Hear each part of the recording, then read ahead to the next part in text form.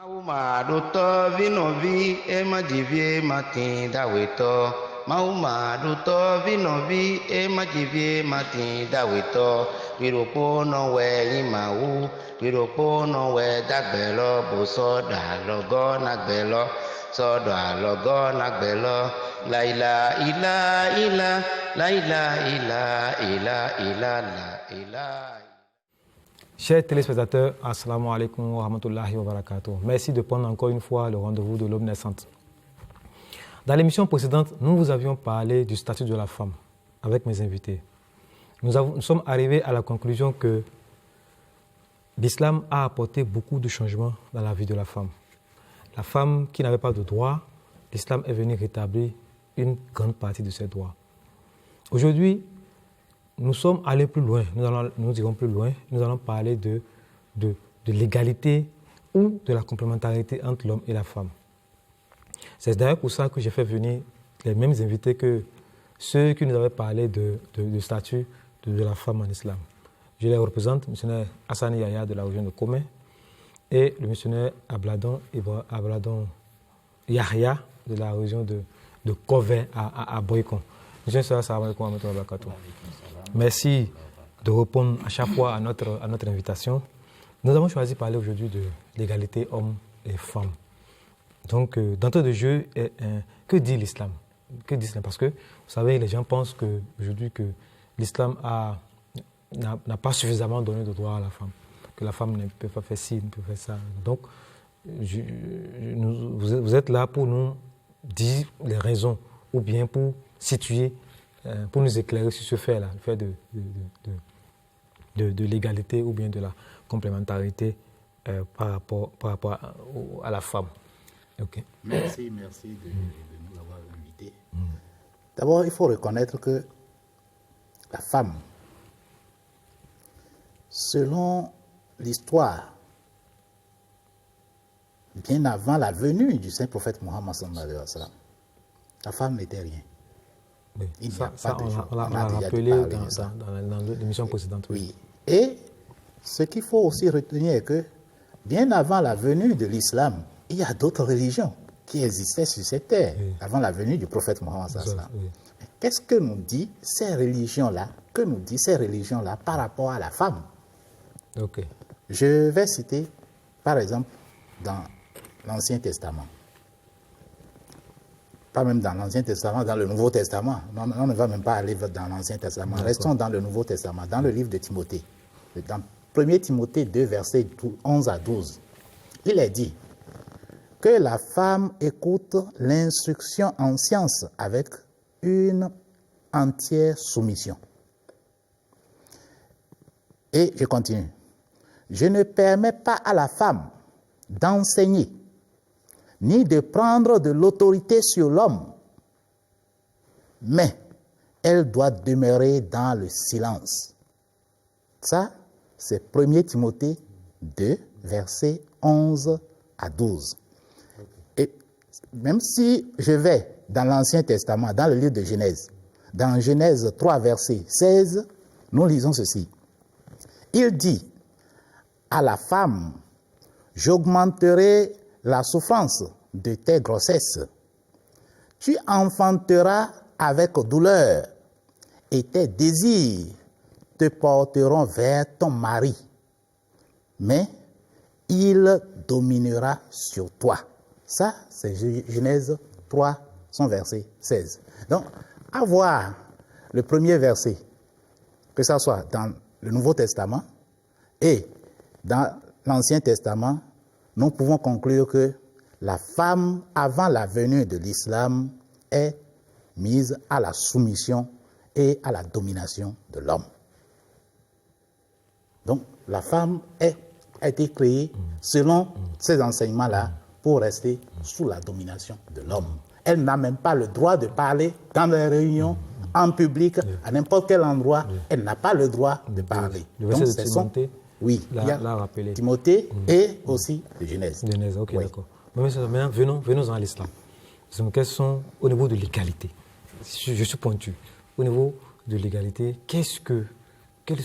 en quoi est-ce que la femme est l'égale de l'homme, ou bien comment quel est le point de vue de l'islam pour l'égalité?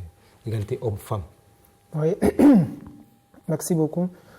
Avant de parler de la légalité entre l'homme et la femme, il faudrait que nous faisions un recours en arrière par rapport à la naissance. Puisque à la naissance également, il y a une égalité qui est là également. Puisque le Coran l'a mentionné. Si nous prenons le chapitre 7, verset 190, Allah subhanahu wa ta'ala nous dit dans ce verset que c'est lui qui vous a créé d'un seul être. Est-ce que vous voyez? Maintenant, dans un autre verset, chapitre 4, verset 2, Allah dit Ya ayyuhal ladhina a'udhu billahi minash shaitanir rajim Bismillahir rahmanir rahim Ya ayyuhan nasu taqu rabbakum alladhi khalaqakum min nafsin wahida.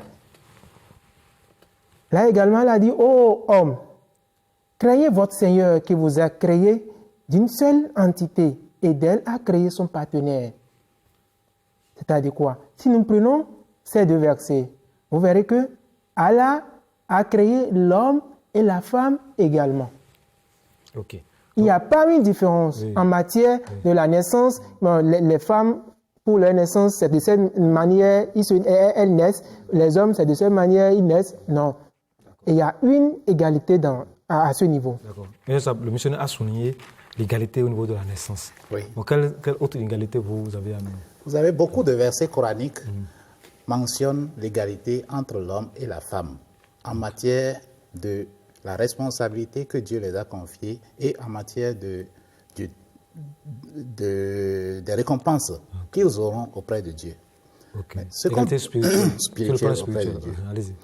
Premièrement, le verset qui m'intéresse, que j'ai sous ma main ici, le Saint-Coran dit Bismillahirrahmanirrahim Wa man ya'mal minas salihati min zakarin wa untha wa huwa mu'minun fa ulaika yadkhuluna al-janna wa la yuzlamuna nakira. Autrement dit, mais celui, homme ou femme, qui fait de bonnes œuvres et qui est croyant entrera au paradis et ne sera pas lésé, même pas de la valeur d'un petit creux d'un noyau de date. Ça, c'est le Coran chapitre 4, son verset 125 qui nous le dit. Donc, si une femme et un homme font des actes de charité, par exemple, de charité, et les deux auront les mêmes récompenses. Les mêmes récompenses. Il n'y a pas de récompense des hommes qui soient supérieures à celle de l'homme. Ok, allez-y, monsieur. Il y a aussi un autre verset dans le Coran Surat Azab, chapitre 33, son verset 36, où Allah le Très-Haut nous dit assurément, les hommes qui se soumettent à Allah et les femmes qui se soumettent à Allah auront des récompenses auprès de leur Seigneur. Donc, ça veut dire que ça soit l'homme, qu'il soit croyant, ou bien la femme, qu'elle est croyante, devant Dieu, elles ont les mêmes points d'égalité. Il n'y a pas, n'aura pas de... Compléter ce que le a dit. Allah a dit dans le chapitre Surat Al-Imran, verset 196, Allah dit فَاسْتَجَابَ لَهُمْ رَبُّهُمْ أَنِّي لَا أُضِيعُ عَمَلَ عَامِلٍ مِنْكُمْ مِنْ ذَكَرٍ أَوْ أُنْثَى بَعْضُكُمْ مِنْ بَعْضٍ. Allah dit, et je ne permettrai pas que le travail d'aucun d'entre vous, hommes et femmes, soit perdu. C'est-à-dire quoi? Que l'homme, quel que soit ce que vous avez fait, l'œuvre que vous avez fait, vous aurez vos récompenses. Vous voyez? Ok. Merci. Oui, ça va dans la même ligne que ce que le missionnaire a dit. Oui. D'accord. Donc, on a constaté, après l'égalité au niveau de la naissance, nous sommes arrivés à la conclusion qu'il y a aussi égalité au niveau de la spiritualité, des récompenses que Dieu donne. Maintenant, au niveau des fonctions, bon, là, je pense qu'il y a un souci. Ou bien, allez-y. Qu'est-ce que Dieu dit par rapport aux fonctions? Parce qu'on voit qu'il y a certaines choses chez nous que la femme peut faire et que l'homme ne peut pas faire. D'abord, il faut reconnaître que Dieu le Très-Haut a créé l'homme. Il lui a donné une forme. Okay. Et Dieu a créé la femme. Il a donné aussi une forme. Et quand vous essayez de voir physiquement la forme de la femme et la forme de l'homme, vous verrez qu'il y a une différence. Okay. Donc, la manière de voir, ou bien la manière de voir la forme de l'homme et la forme de la femme, il y a une grande différence. Okay. Donc c'est ça qui explique que les fonctions diffèrent. Parce que chaque chose a un but et la mission qui lui a été assignée Ça dépend de la forme qui lui a été donnée. Okay. Donc, Dieu le Très-Haut n'a rien créé en vain qu'on va dire que oui, l'homme est égal à la femme, comme les gens sont en train de le chanter. Non. La femme, par exemple, au niveau de la grossesse, la femme peut porter la grossesse, mais quant à l'homme ne peut pas porter la grossesse. Même que ça soit la forme morphologique de l'homme, on ne permet pas de porter une grossesse. Même si 100 ans, 1000 ans, on va dire que c'est l'homme qui va porter la grossesse. Ça va être difficile. Ça va être difficile. C'est comme tout comme nous sommes en train de dire que oui, on a trouvé les maniocs sur un manguier. Donc c'est impossible. Donc la forme de la femme, elle a été créée pour apporter ou bien pour porter la grossesse, de même que la forme de l'homme a été créée physiquement pour pouvoir protéger, pour pouvoir donner être le garant de la protection de la famille. D'accord. Mais ça, pour compléter ce que au niveau de l'homme est conçu également pour protéger la femme. Ok. Pourquoi? Vous savez, Dieu, bien vrai, Dieu a façonné les hommes à sa manière. Est-ce que vous voyez? Mais Dieu a donné à l'homme et la force physique que la femme. Physiquement, oui. Alors, physiquement, l'homme est fort que la femme. Donc, c'est en cela l'homme est conçu pour protéger la femme. Ok. Est-ce que vous voyez? Okay. C'est en cela, dans le Saint-Coran, Dieu a dit que vous, les hommes, vous êtes le gardien des femmes. Des femmes, d'accord. Ok. Donc, M.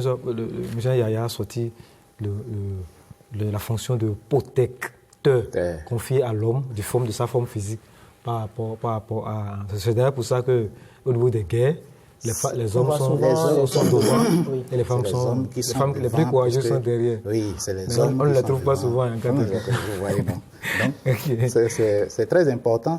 Mais ici, il faudrait reconnaître que ce n'est pas une affaire de supériorité ou bien d'infériorité. Il s'agit de la capacité naturelle et de leur bon fonctionnement. Okay. Comme je l'ai dit, quand vous regardez la femme, la manière dont elle a la tendresse. Elle est plus tendre. Okay. Donc cela, ça lui confie d'autres fonctions, d'autres tâches que Dieu l'a confiées. Voilà. Par rapport à l'homme, si vous étudiez la vie de l'homme, vous verrez qu'il y a une grande différence. Les fonctions ne sont pas les mêmes. Donc, la femme, allaiter un enfant, allaiter un bébé, c'est à la femme qu'on a confié ça. L'homme ne peut pas prendre un bébé. D'abord, il ne peut pas accoucher.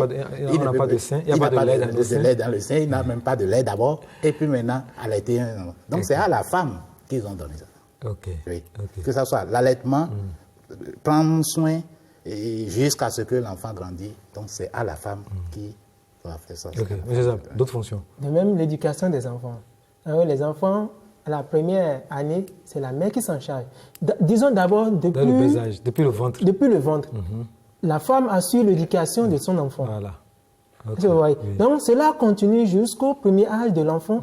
La femme gère. Puisque vous savez, l'homme a des capacités, a des responsabilités à assumer par rapport à sa famille, à l'égard de sa famille. Donc, cela amène l'homme à ne pas être tout le temps présent à la maison. Okay, maintenant, cela est en charge de la femme.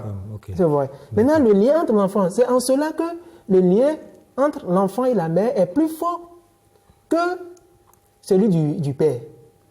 Okay. Si vous voyez un enfant, vous savez, un enfant, si par exemple, un enfant qui fait quelque chose à sa mère, si la mère le frappe, l'enfant là n'aura pas plus de rancœur. Elle ne garde pas de rancœur vis-à-vis de sa maman. De sa maman. Mais si c'est le père, ça passe. Ça là. Ok, d'accord. Mais ça, à moins que vous n'avez pas d'autres fonctions, est-ce qu'on peut encore, en dehors des fonctions que nous avons citées? Oui, quand on regarde, on voit beaucoup de fonctions que la femme a. La femme, du fait de sa forme. De sa forme et le fait du rôle que Dieu lui a confié. Maintenant, si nous disons que nous allons essayer de dire que la femme va laisser ces fonctions-là pour pouvoir faire autre chose, là, nous déséquilibrons ce que la nature a créé. Ce que j'aimerais un peu ajouter, c'est la vulnérabilité de la femme. Elle est tellement vulnérable en matière de l'environnement, l'endroit où elle se trouve. Donc c'est à l'homme que Dieu a donné cette charge-là de veiller sur elle, la protéger. Et oui. aussi, le monsieur l'avait rappelé tout à l'heure. Oui. Maintenant, mais, bon, est-ce que c'est cela qui fait que la femme, par exemple, ne peut pas être imam chez nous, par exemple? Vous voyez que le débat, les féministes veulent quand même diriger elles-mêmes la prière dans nos mosquées. Pourquoi il y a ce... En fait, pourquoi vous n'autorisez pas les femmes à diriger la prière? D'abord, la nature des femmes, leur nature le dit. Oui, comment? De quelle façon? Vous savez, la femme, dans un mois, regarde ce que nous appelons menstru chez les femmes. Ok. Dans cet état, lorsque les femmes seront dans cet état, Oui. Dieu les a prohibées de faire la prière. Ok. Dans cet état, les femmes ne peuvent pas prier. D'accord. Est-ce que vous voyez? Autre chose, Oui. après la naissance, il y a ce que nous appelons congé d'accouchement, Ok. Maternité. maternité, Oui. qui dure 40 jours. Là, la femme aussi ne peut pas prier. Puisque dans cet état, elle est impure. Elle ne peut pas diriger Et la prière. la prière. D'accord. Bon, ça nous rappelle toujours, ça nous fait revenir toujours au niveau de la morphologie de la femme. De la femme. Donc, vous avez parlé de quoi et de quoi déjà? Vous Parler avez de parlé de menstru et de le congé de maternité. Donc, c'est ça qui fait que la femme ne peut pas... Elle est parfois handicapée. Parce qu'elle n'arrive pas... Il y a des périodes où elle ne prie pas. D'accord. Alors que l'imam, lui, il est... Si nous regardons, dans chaque mois, Oui. au moins 5 à 6 6 jours, jours. elle est dans l'état là. Oui, du Et fait de puis ses menstrues. dans 2 ans à 3 ans, au moins 40 ou 30 jours, elle est dans les périodes d'accouchement. Donc, ces temps-là, Dieu le Très-Haut a recommandé qu'elles n'ont pas le droit de... Au niveau de l'héritage, maintenant, et, l'homme, dans l'émission précédente, vous avez dit que l'homme prend la moitié, non, l'homme prend 2 fois plus de la part réservée aux femmes. Oui. Là, où est l'égalité à ce niveau? D'abord, il faut comprendre que Oui. c'est un problème du moment. Il y a des familles qui ne reconnaissent pas, qui ne partagent pas les biens laissés par le défunt. Les familles ne partagent pas. Ne partagent pas, ne donnent pas le droit aux femmes Ok. d'avoir accès à l'héritage. Non, je parle de l'islam. Oui, L'islam a laissé... C'est pourquoi je veux aller Oui. d'abord Oui. sur ce qui se passe chez nous Oui. et maintenant apporter ce que l'islam dit par rapport à ça. Oui. Maintenant, c'est le prophète Mohammed sallallahu alayhi wa sallam et la recommandation de Dieu Dieu. qui ont amené Dieu le Très-Haut a recommandé que l'héritage, la femme doit prendre une partie de l'héritage et cette partie-là sera 2 fois pour l'homme. Ok. L'autre côté, la sagesse qu'il y a dedans est que la femme va hériter du côté de son mari. Ok. Donc, du fait que la femme hérite de son papa, Oui. elle va hériter du côté du mari là-bas, Oui. ça fait encore... sa belle famille. Oui, ça fait les 2 parts qui sont données à l'homme. Ah, d'accord. Donc, c'est en espérance de ce qu'elle aura reçu de l'autre côté, côté, que ici, chez ses parents, on lui elle va donne avoir une part. la part de l'homme. Oui. Ok, d'accord. Maintenant, aussi, revenons au niveau de la gestion. Les femmes réclament de plus en plus de place dans la gestion de la cité. Est-ce que en islam, l'islam interdit-elle aux femmes de ne pas gérer, de ne pas dirigeant, ministre, président de la République? Qu'est-ce que vous pensez? La femme peut gérer. La femme peut être présidente de la République. La femme peut apporter. Déjà que ce qu'elle veut faire, ça ne gêne pas ses capacités. Elle a la capacité de le faire. Donc, l'islam ne nous dit pas qu'il faut obligatoirement que la femme reste dans la chambre. L'islam nous dit que la femme, que ce soit dans l'enseignement, elle a la capacité, si elle peut gérer, elle peut être directrice ou bien enseignante, c'est obligé. Le saint prophète Mohammed sallallahu alayhi wa sallam a même dit que c'est une obligation pour toute personne, qu'elle soit homme ou bien femme, d'acquérir le savoir. Donc ici, la femme a la capacité, si elle a la capacité, elle a la potentialité de gérer les affaires publiques, il lui a été permis de gérer. Mais seulement qu'il faudrait qu'elle respecte l'engagement qu'elle a pris avec son peuple ou bien ce qu'elle veut faire pour le respect, pour le bien-être de la population. D'accord. Nous avions même vu la femme du saint prophète Mohammed sallallahu alayhi wa sallam aller sur le champ de bataille, soigner les gens sur le champ de bataille. qu'elle a pris les initiatives. Oui. D'accord. Et le prophète a aussi dit, il faudrait le rappeler, que le cas ou bien la moitié de votre religion, vous pouvez apprendre ça chez Aïcha. la femme du prophète. Merci, M. Nsop. Donc maintenant, venons maintenant au niveau du mariage. Par exemple, pendant qu'il est obligatoire pour une femme d'avoir un tuteur pour l'assister lors du mariage, bon, pour l'homme, ce n'est pas si obligatoire que tel. Bon, ça aussi, les féministes disent quand même que bon, elles aussi, pourquoi est-ce que l'islam exige forcément qu'elles aient des tuteurs lors de à ce niveau, l'islam exige pour les femmes d'avoir les tuteurs, c'est pour pouvoir préserver et sauvegarder les droits de la mariée. Parce que demain,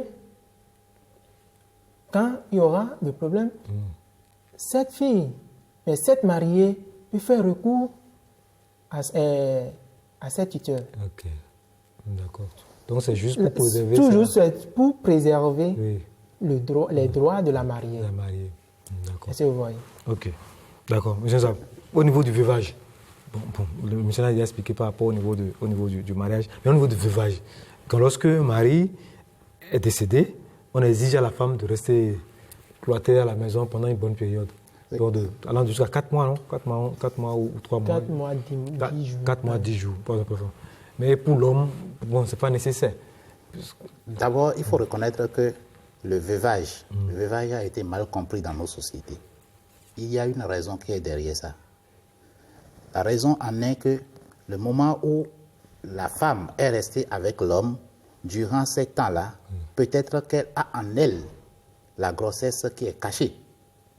Et afin de pouvoir développer cette grossesse-là, et que ça soit apparent à la vue de tout le monde, donc il est permis que la femme n'a qu'à rester d'abord pendant ces temps-là pour pouvoir permettre qu'on sache que oui, elle a eu de rapport avec un tel qui est le défunt et c'est lui qui l'a donné, l'enfant qui veut venir au monde, que c'est un tel, le défunt, qui est le père génital. Maintenant, il arrive des moments où les gens ne comprennent pas cette philosophie qu'il y a derrière ça. Et même si la femme n'a plus de lien avec son homme, ça n'a plus de lien, ça veut dire? Ça n'a plus de lien, relation sexuelle avec... Ou bien les femmes qui sont séparées, qui sont déjà vieilles ou séparées de son mari. Séparées du mari. Ils ne vivent plus ensemble. On les impose. Dans ce cas, ce n'est pas nécessaire. Ce n'est pas nécessaire. L'islam n'a pas imposé ça. L'islam n'a rien dit. Donc la philosophie du veuvage, c'est tout juste pour faire ressortir pour voir une éventuelle grossesse. S'il y en a éventuelle. D'accord. Ok, merci, missionnaire. Oui. On aurait compris, les féministes qui nous suivent ont déjà les raisons qui leur permettront de comprendre. Maintenant, venons à la complémentarité. Complémentarité entre hommes et femmes. Est-ce que, puisque le titre de l'émission c'est égalité et complémentarité, à quel niveau on peut parler de complémentarité entre l'homme et la femme? La femme, l'homme est le complément de la femme. Oui. Parce que, à quel niveau? Au niveau de la femme, selon sa forme, elle gère quelque chose. Mais à l'homme aussi de gérer quelque chose pour pouvoir apporter son soutien à la femme. Oui. Donc, les deux se complètent. Les deux se complètent. Avoir la forme de la femme, il y a une charge qui lui a été désignée. Et avoir la forme de l'homme, il y a une charge qui lui a été... Donc, les deux ensemble forment l'objectif que Dieu veut. Oui, M. Zab, sur le plan de la complémentarité, qu'est-ce que vous avez à nous dire? Je vais seulement citer le verset du Coran pour soutenir ce que le missionnaire a dit. Le chapitre 4, verset 35, Ar-Rijalu qawwamuna 'ala an-nisa, que l'homme est gardien de la femme. Gardien de ton part, ce n'est pas que l'homme va se lever et à chaque fois surveiller sa femme quand elle sort. Ok. Mais pourquoi Dieu a mis l'homme à ce niveau, à ce stade? C'est parce que l'homme, lui, il assume les responsabilités de la famille. Ok. Est-ce que vous voyez? Oui. Maintenant, en assurant ces responsabilités, il faudrait qu'il y ait quelqu'un pour l'accompagner également. D'accord. Donc, Est-ce que vous voyez? Pour qu'il y ait une complémentarité entre eux deux. Entre eux deux. Oui, Oui. c'est ça. Donc, c'est tout juste pour dire que quand on dit gardien aussi, c'est qu'elle aussi joue le rôle de gardienne. Pour les enfants, c'est ça? Oui, Bien sûr. puisque c'est pas seulement à l'homme, mais elle aussi, elle joue le rôle de surveillante de la famille et aussi de l'éducatrice de la famille. Donc, elle aussi, elle a une charge qu'elle est en train de gérer. C'est en cela le saint prophète Mohammed sallallahu alayhi wa sallam a dit que dès que l'homme sort de la maison, toi, femme, tu es maintenant la protectrice de tout ce qu'il laisse à la maison. D'accord. Ok. On aurait bien compris sur ce thème précis de l'égalité et de la complémentarité. Le temps passe très vite, donc nous allons conclure sur ce. Quel message vous avez apporté aux femmes, encore des femmes qui pensent toujours que, en vue de tout ce que nous avons dit, quel message vous avez apporté à l'endroit des femmes, surtout les féministes qui pensent que l'islam a mis la femme complètement au-dessous de l'homme et que tous les droits sont revenus à la femme. Il n'y a pas Et ce que nous devons comprendre, Oui. comme nous l'avons expliqué, l'islam n'a pas mis la femme sous l'homme. Maintenant, il est arrivé à chacun de connaître ses devoirs et ses droits. Et là, le rôle d'égalité, de la complémentarité aurait un visage plus clair entre le mari et la femme. Donc la beauté réside dans la complémentarité entre les deux. Monsieur Zab, il n'y a pas de supériorité, il n'y a pas d'infériorité. Vous avez dit tout à l'heure qu'il n'y a pas de supériorité, il n'y a pas d'infériorité. À chacun son rôle. À chacun son rôle. Okay. Donc la femme a été créée par sa forme pour gérer quelque chose. Dieu lui a confié une responsabilité. De même, l'homme aussi a été créé par sa forme pour gérer quelque chose. Donc, entre l'homme et la femme, nous sommes venus dans le monde, que ce soit l'homme, que ce soit la femme, par les mêmes cheminements, les mêmes façons de faire. On a passé de l'enfance à grandir jusqu'à devenir ce que nous sommes. Nous sommes tous les mêmes, mais chaque personne, que ce soit l'homme, que ce soit la femme, il y a de complémentarité afin que l'humanité puisse aller en avant. Merci beaucoup. Merci, M. Saab. C'est la fin de cette émission. Merci pour votre écoute. Nous vous donnons rendez-vous très prochainement pour un nouveau numéro de notre émission Aube naissante. Assalamu alaikum wa rahmatullahi wa barakatuh. La ilaha illa illa, la ilaha illa illa illa, la ilaha illa, la ilaha illa illa, la ilaha illa illa illa, la ilaha illa, la ilaha illa. Mahuma to vinovi, majivie matinda weto. Mahuma to vinovi, e majivie matinda weto. Viropo no we imahu, viropo no we dagbelo buso.